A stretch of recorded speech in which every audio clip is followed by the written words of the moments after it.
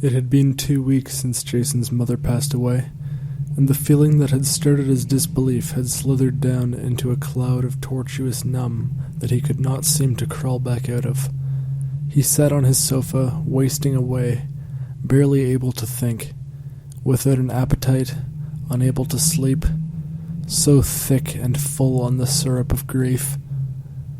At times he would rise and wander his house and gaze upon its objects, which from within his haze had become freshly interesting.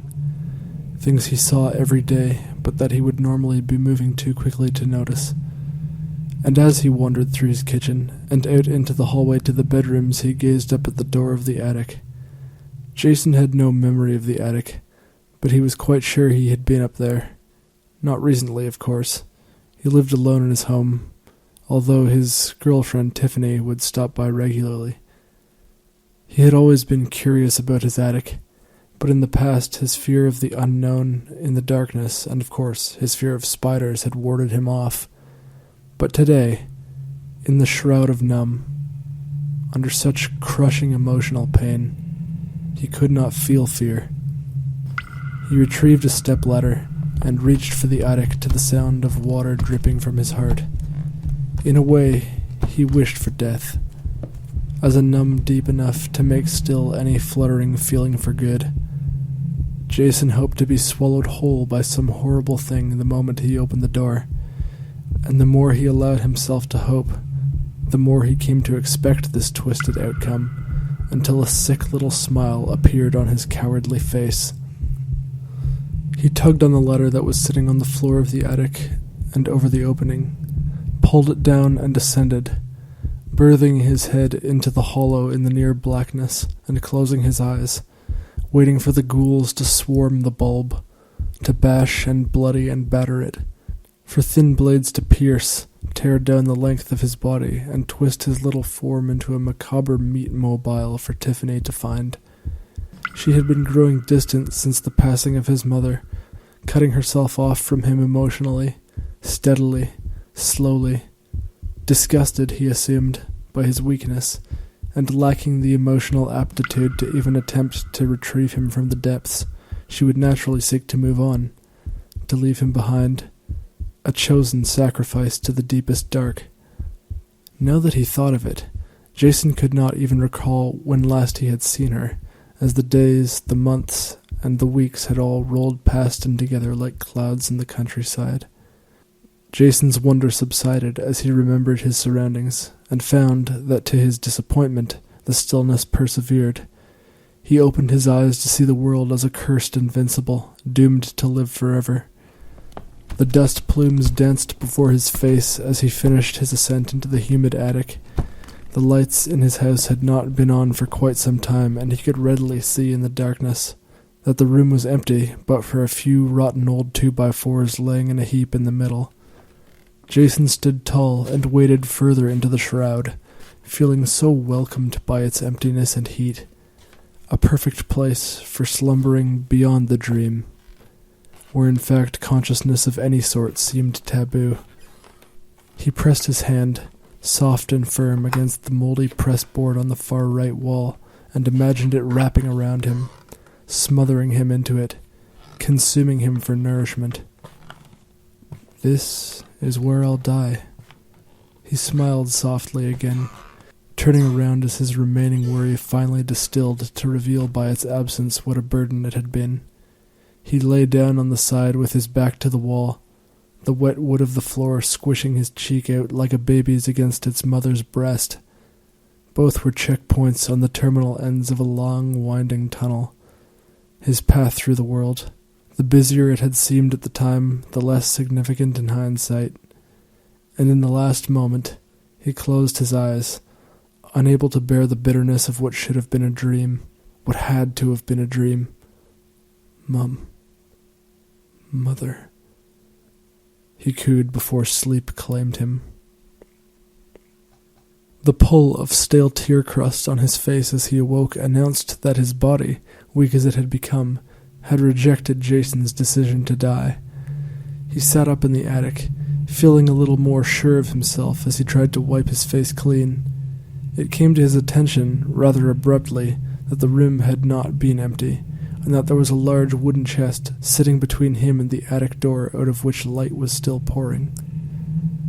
For a good moment, Jason could only stare blankly at it, content enough with the appearance of its structure. He had tried to forget his natural childhood curiosity, as it had often been a talking point of his mother's to her friends, or anyone else she chose to brag about him to. It had been replaced with pain, which he had outsourced to the numb. But here, staring at the chest in the dim, curiosity was returning to him. Slowly, Jason clambered down on all fours and crawled over to it. Placing his hands on the lid and sides, he could feel that the wood was much older than even his attic was.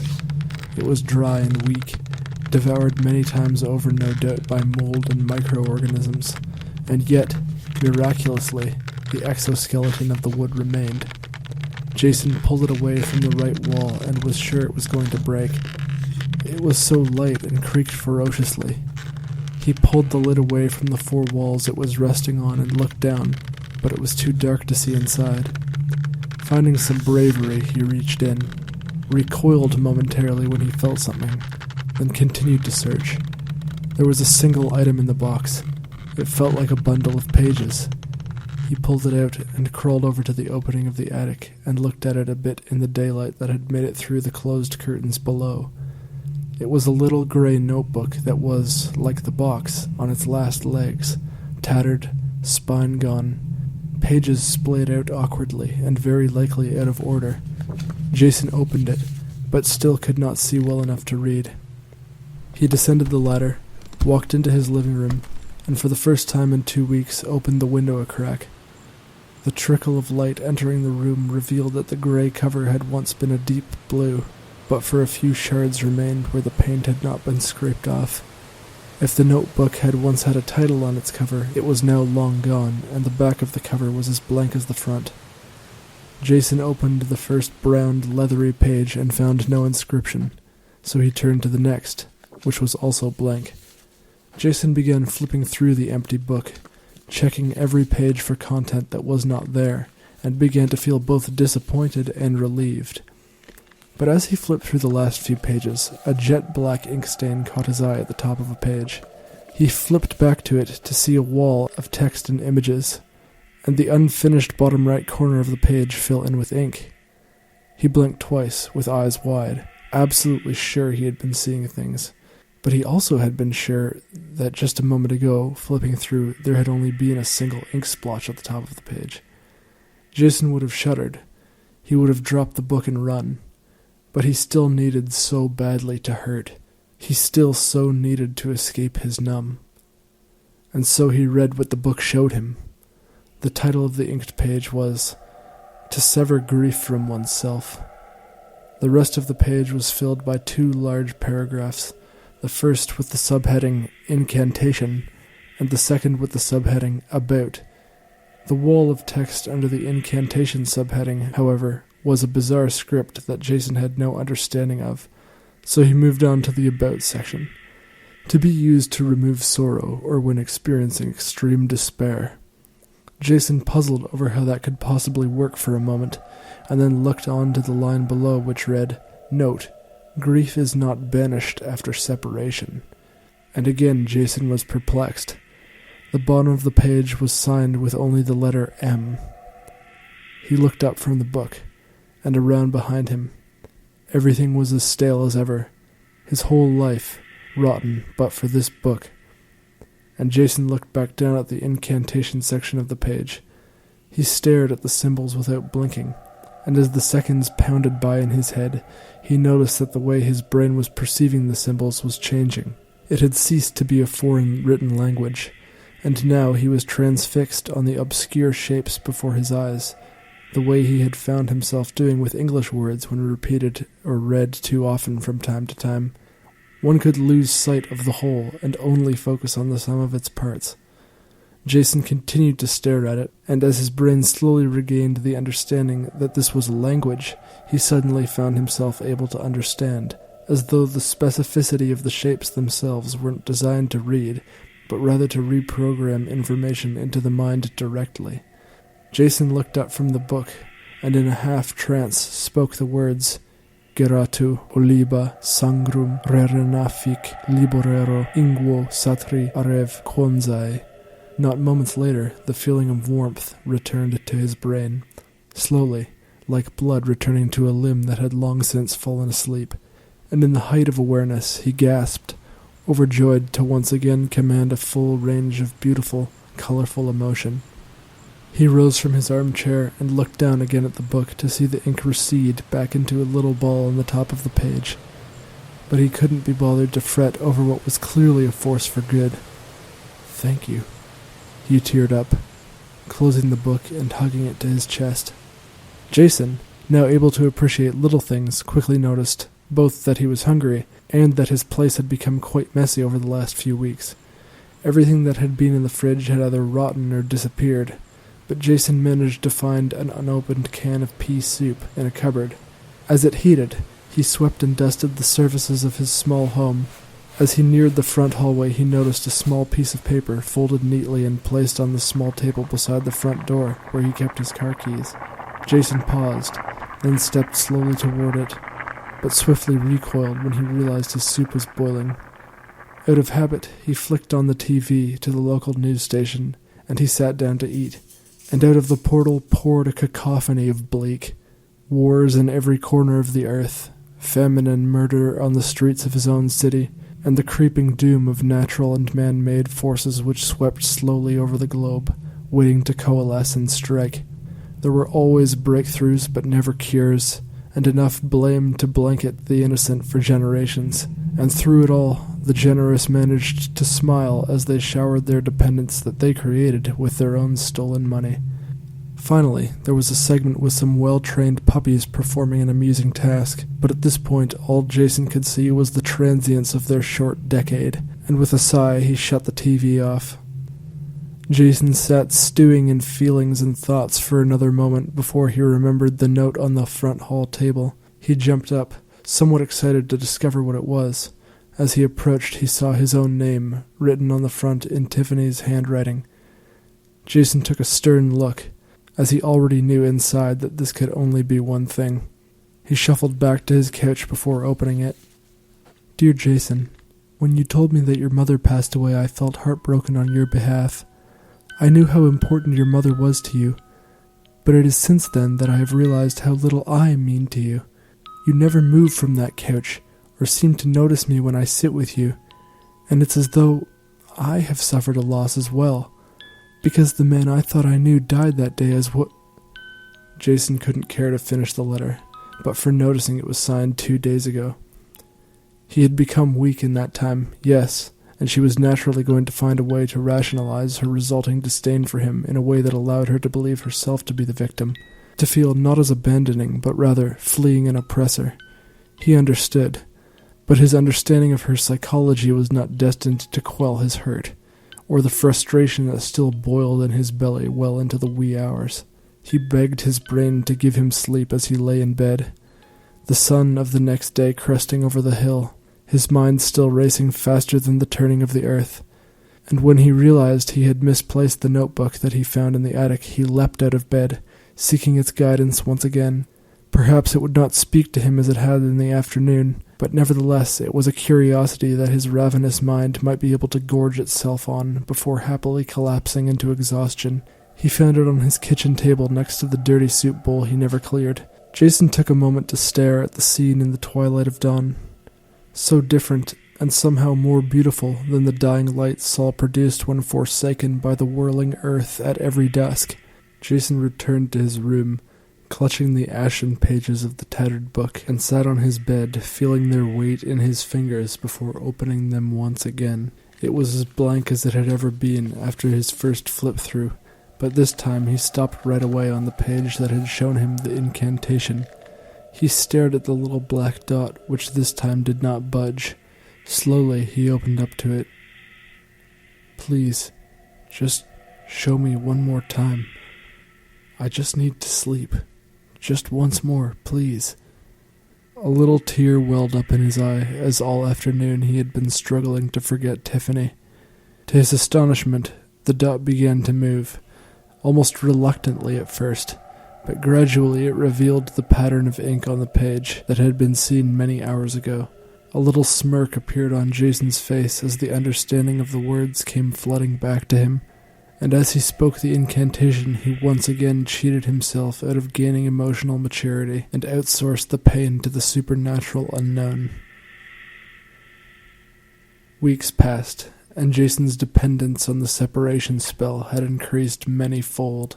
He was as much a junkie as any other, but for his drug being harmless, siphoning off his pain into the ether and leaving him euphoric after every use.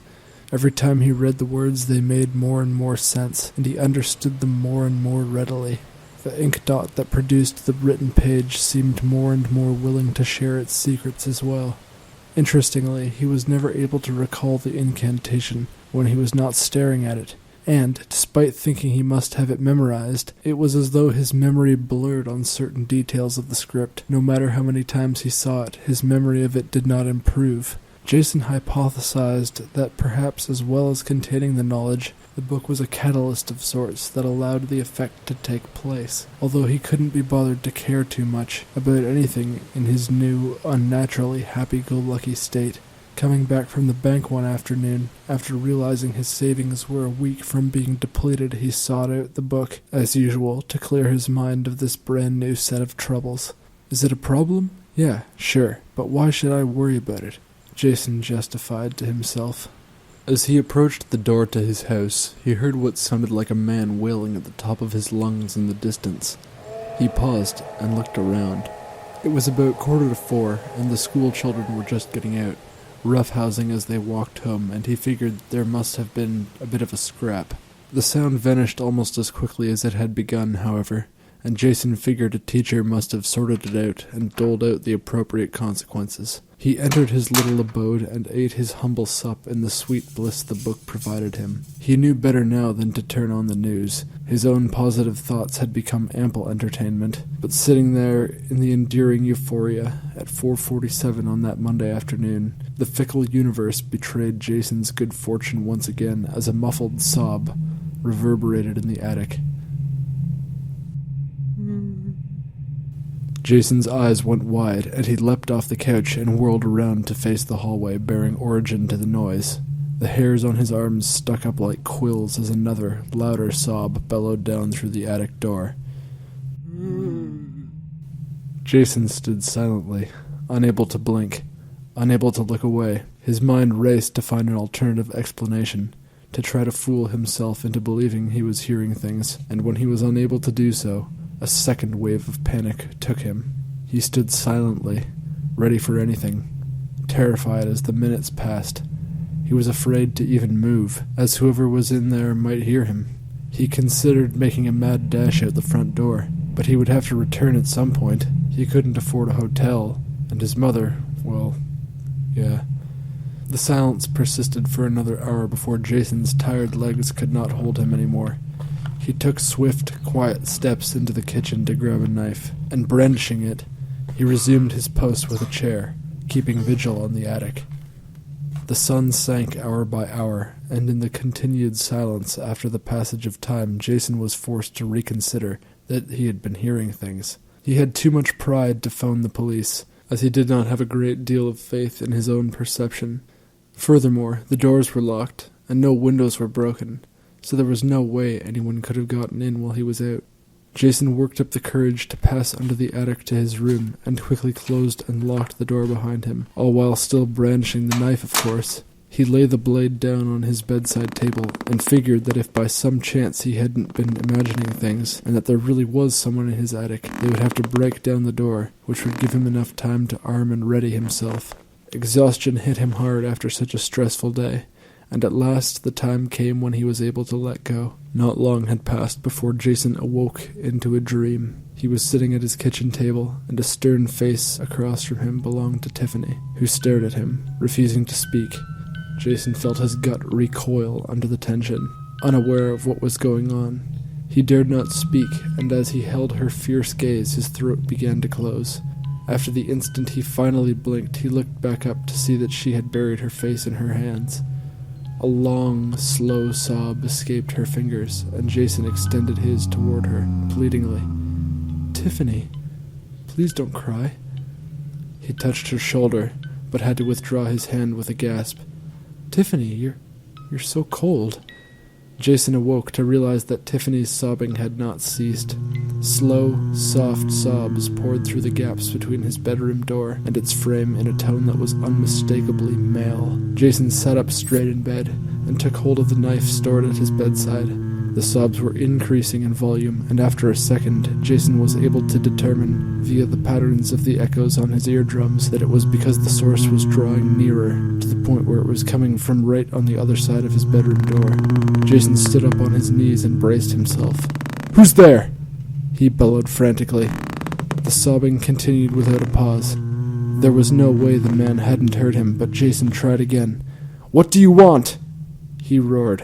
He was prepared, but as the solemn song persisted, he could not stop trembling. The stalemate continued for 60 seconds before the source of the noise retreated. Jason could hear more layers of echo coating the sound. It appeared that the source had moved back into the attic. Jason allowed himself to relax slightly and sat back down on the bed. Jason sat awake through the next hour of sobbing and wailing, and through the remainder of the night in silence. When the sobbing had finally ceased, Jason could scarce detect his own exhaustion as the sun rose. He was convinced at this point that the sobbing being was not human, as it had moved 10 feet from the floor to the attic without making any additional sound. A few hours of daylight burned in the sky before Jason even considered unlocking his door. He timidly climbed out of bed and located a stray piece of tinfoil from one of his drawers. Using it as a mirror, he peered under his door. The foil worked surprisingly well, and when he tilted his head at the right angle, he could see down the hall and into the bathroom of the other side. It was still and empty as it was silent. Jason rose as quietly as he could, unbolted the door, swiftly moved it open, and stepped out into the hallway, brandishing the knife in one hand and the spellbook in the other. Jason glanced sharply upward. The attic door was sealed shut. He breathed a small sigh of relief, but as his eyes returned to their resting line of sight at the horizon, he witnessed a peculiar darkness coalescing at the hallway's mouth to the kitchen near the hall's end. What at first looked like a blob revealed itself to be the back and shoulders of a grey, translucent man. His neck craned far forward so that his sunken head buried itself easily in his lazily raised palms. The first low sob in hours started up again. As the creature crossed the hallway just in front of the bathroom, Jason stood, paralyzed in fear for a moment, long enough to witness the sobbing man phase into the hallway closet straight through its door. With a jolt of sheer panic, Jason bolted sharply right into his living room, making a dash for the front door. A furious wailing picked up after him, but he was not stupid enough to look back. He nearly tore the door off his hinges as he opened it and sprinted down the suburban street until the passing blocks led him right out of the neighborhood. Finally, he whirled around, gasping for breath to see that he was not being pursued. He ditched the knife in a bush as casually as possible after meeting the fearful gaze of a neighbor or two. Unsure of what to do, and wandering somewhat aimlessly, he came upon the neighborhood public library, which he entered. The woman behind the desk could sense he was flustered, but he paid her no mind. It had been a while since he had been here, and he managed the motions of idle chit-chat with social autopilot while waiting for his card to be renewed. Finally, he got down to a computer, and now, with some scraps of a plan thrown together, began to research. The task was very unlike any research he had done in the past. There were no reliable sources anymore. The plethora of sketchy websites became a vault of potential snakes and ladders, leading him to or away from the truth. He found himself unsatisfied with the results he got based solely on the description of the being. Sure, it was some sort of ghost or specter, but there was no apparent reason for it appearing to him out of the blue.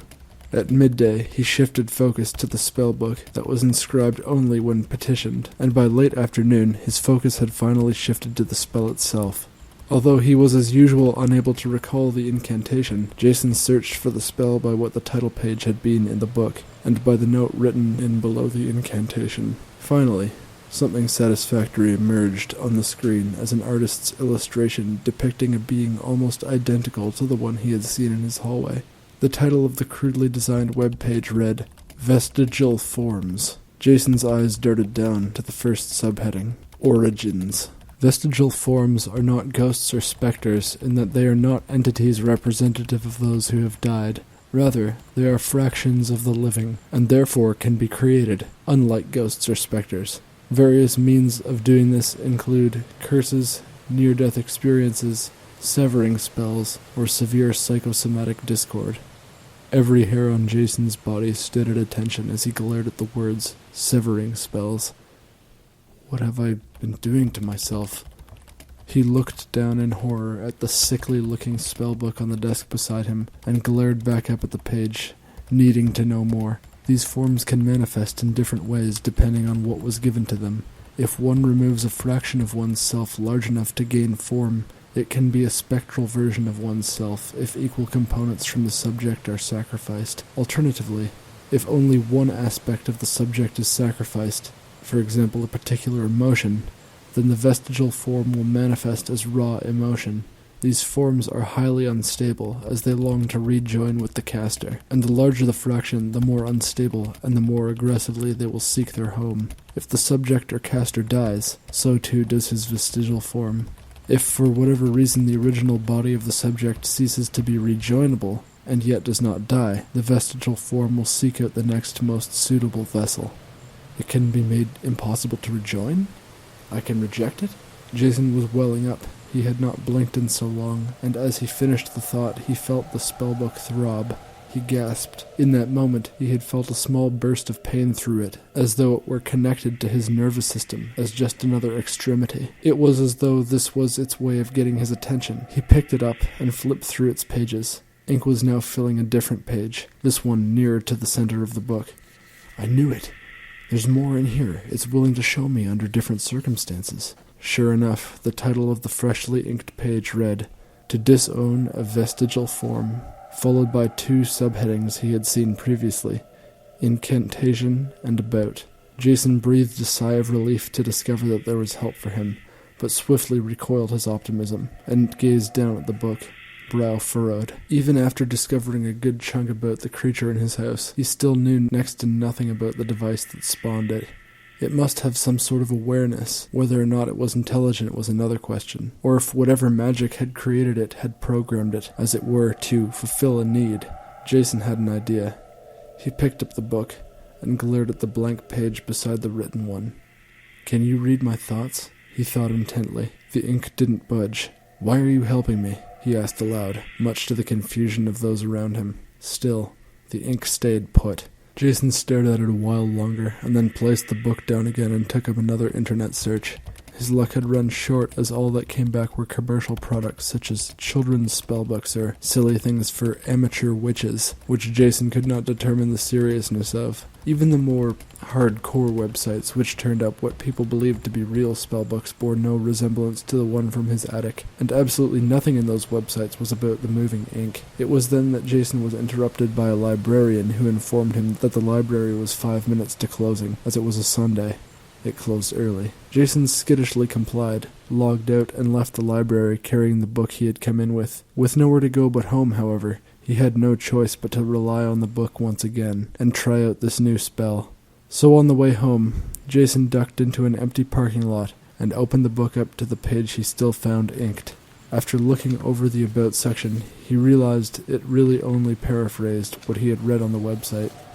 Jason was not sure what was meant by a suitable alternative host, but his greatest concern was for his own safety, and so, staring intently at the incantation, he allowed the sense of it to come to him and spoke it aloud. Jason arrived home about half an hour before dark, and was greeted by the comforting sound of silence at the door. He still opened it timidly, and moved through the halls of his house cautiously. Good. It seems to be gone, Jason thought to himself as he arrived full circle back in his kitchen. He had gone for far too long without eating, he realized. Still, there wasn't much in the way of food lying around, but for a half bag of white rice.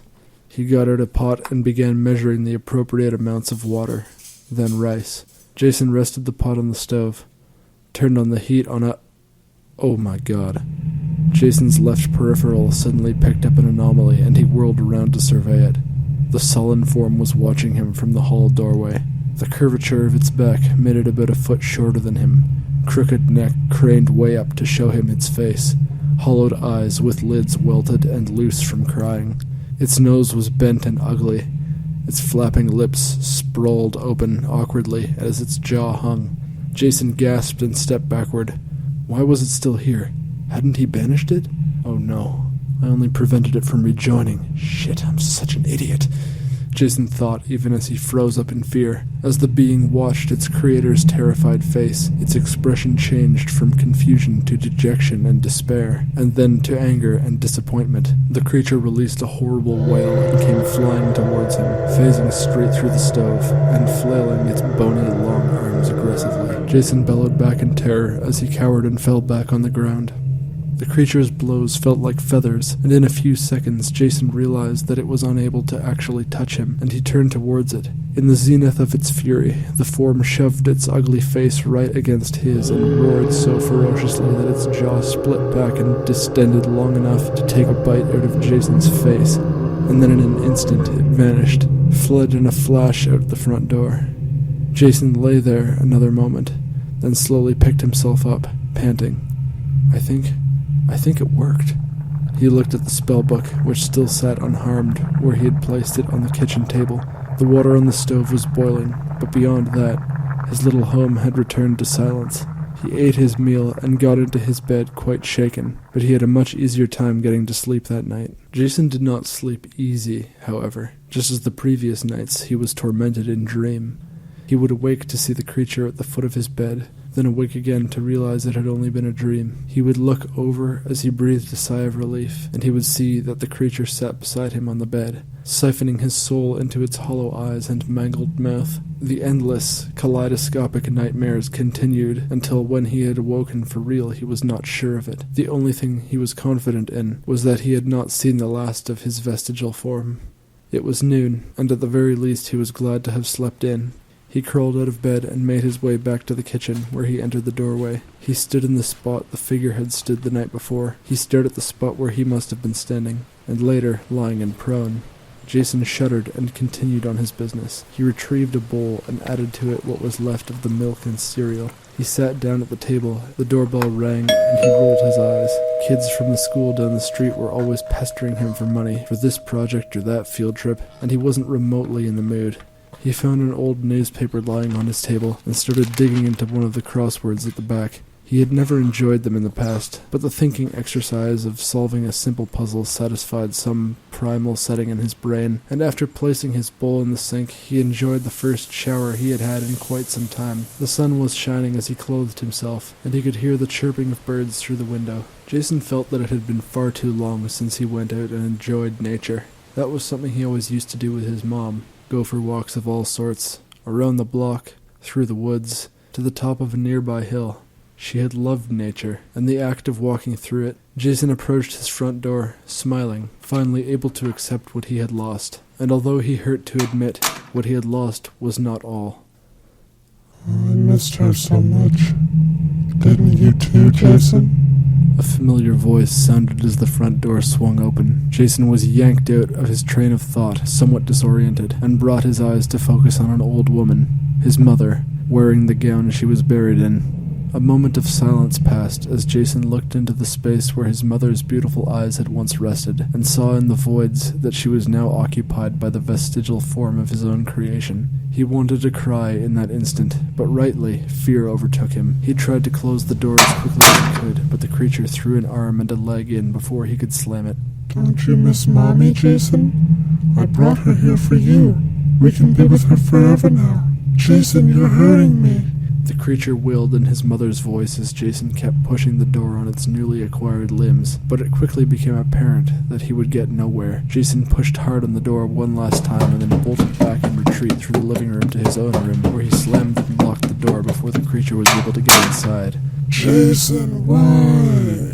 Come be with me. The creature bellowed, clawing at his door. Jason paced frantically, unable to think clearly. He felt sick to his stomach, and he was in shock. Horrified, of course, but the horror was smothered by disbelief. Come out, Jason. Give Mommy a hug. The creature had now started ramming its full body weight against the door to match the pounding in Jason's head. The whole room, the whole world was shaking. He wanted to give up. He wanted to lie down and wait and let the monster have its way with him, but whatever animal survival instinct he had picked up over the last few weeks held firm. At a glance, he saw the spellbook resting calmly on his bedside table, and at once he lurched over and seized it. He flipped through rapidly in search of an answer. Please, come on. And on the second last page, already inked, he found it. The title read, "To Obliterate the Damned." The incantation was long, and took up a full right page. There may have been an about section on the flip side of the page, but Jason had no time to check as the doorknob was beginning to tear straight through the wood. Erwo ragna forum lauda ringtili darbur pa pal tieri hule korkorkrum. There you are, my dear. A sickly voice crowed as the door flung open. The monster lay its hands on Jason's shoulders and throat as he finished the incantation, and his mother's remains immolated violently into a fine ash, which Jason found himself inhaling autonomously. His supernatural breath never ceased as he continued to inhale until all the ash was consumed, and he collapsed to his knees with the book falling beside him. His eyes, wide with shock, darted to the about section which his fingers found on the other side of the page as he choked and sputtered to repay his oxygen debt. About. This spell disintegrates the damned, and using the caster's body as a catalyst, banishes them to the crooked plane, the realm of Malsynth the Twisted, who in his dying breath vowed to walk the earth once more. After the portal is opened, the vessel will be contested. May the strongest of will survive. Jason found that he could no longer draw breath. His eyes felt like they were about to burst from his skull, and he was being crushed under the weight of some invisible force. He so desperately wanted to live after having come so far. He clung to the book tightly and crawled, winded, mouth agape, in a look of absolute despair, dragging the book with him as the ink receded once more into a dot. "No! Help me!" he wheezed. "Help me!" He tried to flip through the pages once more, but he simply could not find the dexterity. With wrath, he stared at the fickle ink dot, which just seemed to stare blankly back at him. There was a burning growing in his torso, worse than any pain he had ever felt, and he collapsed onto his side and rolled over onto his back and pulled up his shirt. A blood-red rune, like the ones the book had provided for the incantations, sat over his solar plexus, spawned there by his now corrupt vasculature. He could read it instantly. In fact, he could finally recall all the incantations from memory. He was becoming something else, and his eyes momentarily rolled back in his head as he panted the name now inscribed ornamentally on his vessel, the Twisted One. Jason's head rolled sideways toward the spellbook as a torrent of vomit made its way out of him. The ink was finally changing, moving. Yes! His tired mind, now numb with suffering, pushed out enthusiasm as well as it could. But his final exhale swiftly heralded that he had lost the battle. Control of his limbs was lost, and he could feel a presence inside him, trying them as its own, working them out and stretching them like a baby coming into its own. The page was blank but for a rune, and lying under the attic, Jason's last light delivered his eyes the words, "Welcome back, Master."